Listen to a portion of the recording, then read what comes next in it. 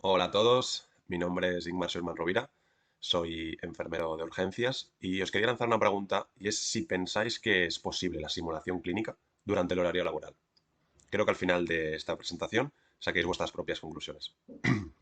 Hablaré sobre mi experiencia en mi entorno laboral y cómo aplicamos este tipo de metodología. Bien, nos encontramos que en los servicios de urgencias las situaciones de soporte vital avanzado requieren de una intervención rápida y conjunta por parte del equipo asistencial. Para que esto salga bien, se requieren una serie de habilidades, tanto técnicas como no, las denominadas habilidades no técnicas, aquellas que no se aprenden ni en los cursos, ni en los grados, y muchas veces ni en los másters. Y la pregunta es, ¿cómo entrenamos estas habilidades? Una de las respuestas es con la simulación clínica. La simulación clínica es una herramienta que pone en contacto a los profesionales y casos clínicos de diversa índole para desafiar a los profesionales y mejorar su rendimiento.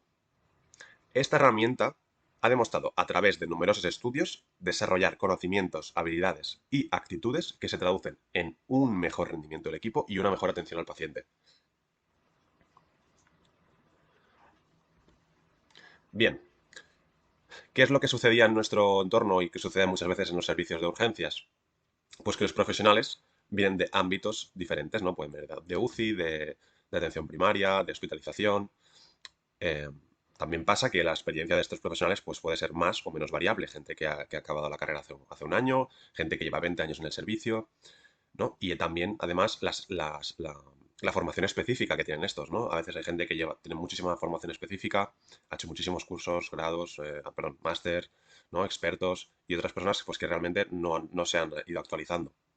Por lo tanto, nos encontramos que en la mayoría de situaciones de soporte vital avanzado no es el día a día del servicio, ¿no? No todo el tiempo durante nuestro turno laboral estamos en situaciones de soporte vital avanzado.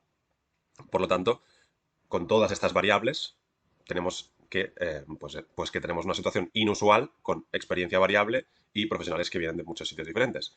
Por lo tanto, estrés, desconfianza, falta de entrenamiento muchas veces y eso se traduce en un peor resultado para el paciente y para nosotros los profesionales también.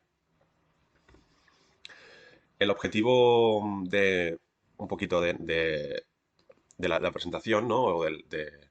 Que yo tuve en ese momento, ¿no? De darme cuenta de todo esto que había, pues es un poquito introducir la simulación clínica como herramienta para mejorar el aprendizaje de las habilidades técnicas y no técnicas en situaciones de soporte vital avanzado para los profesionales de salud.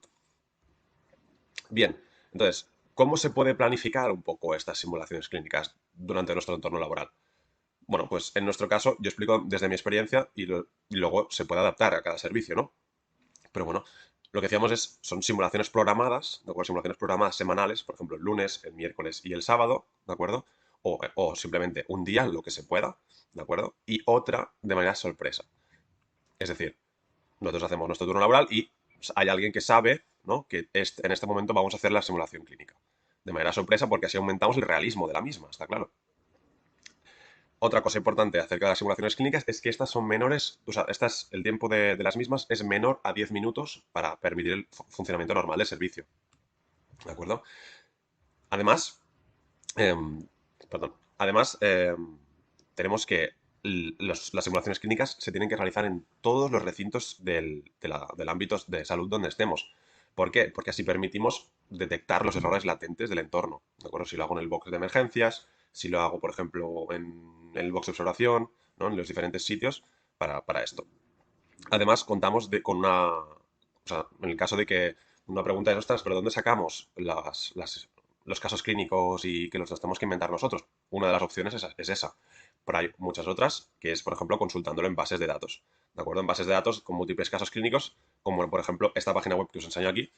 Hay múltiples más, pero bueno, yo por ejemplo utilizo esta, donde aparecen varios casos clínicos de lo que quieras, de pediatría, de adultos, mmm, donde se trabaja, por ejemplo, una patología, donde se trabajan, por ejemplo, la comunicación o el liderazgo, ¿no? Otros casos, otro tipo de casos.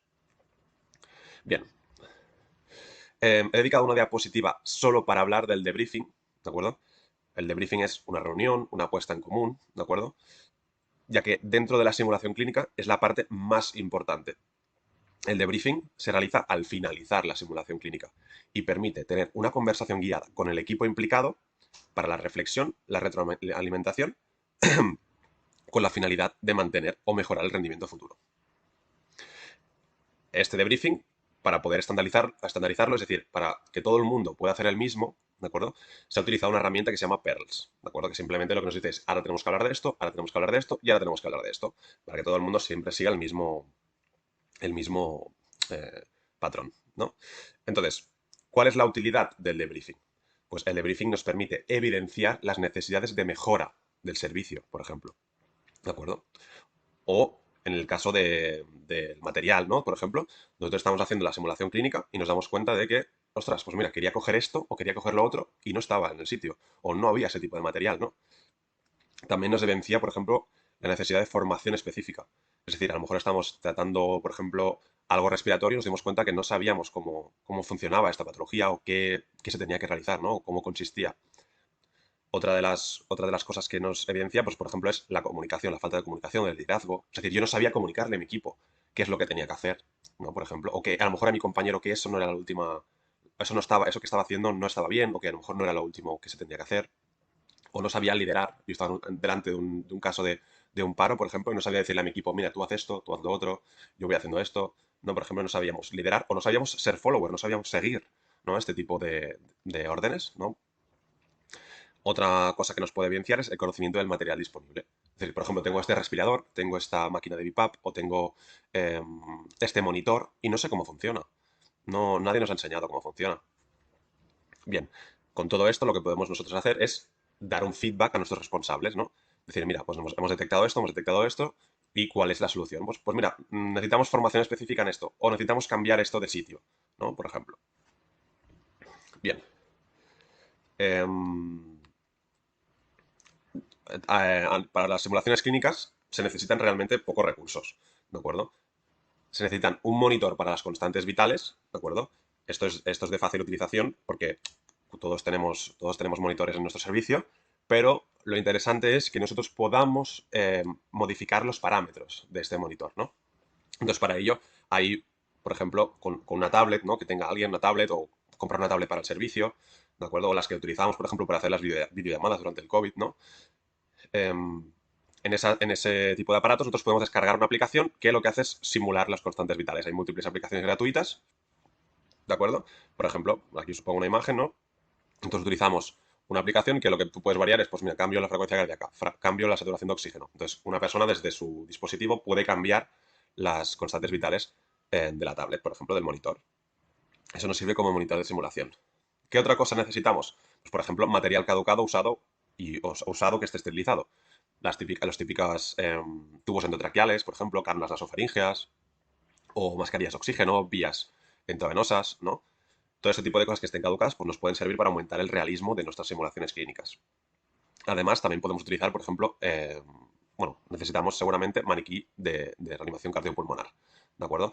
Hay múltiples maniquís que son súper realistas, con software específico y todo esto, pero no han demostrado aumentar el aprendizaje de los profesionales. Por lo tanto, con esto ya no sirve, ¿de acuerdo? Aquí he puesto también los parches, ¿no? También caducados, lo que sea.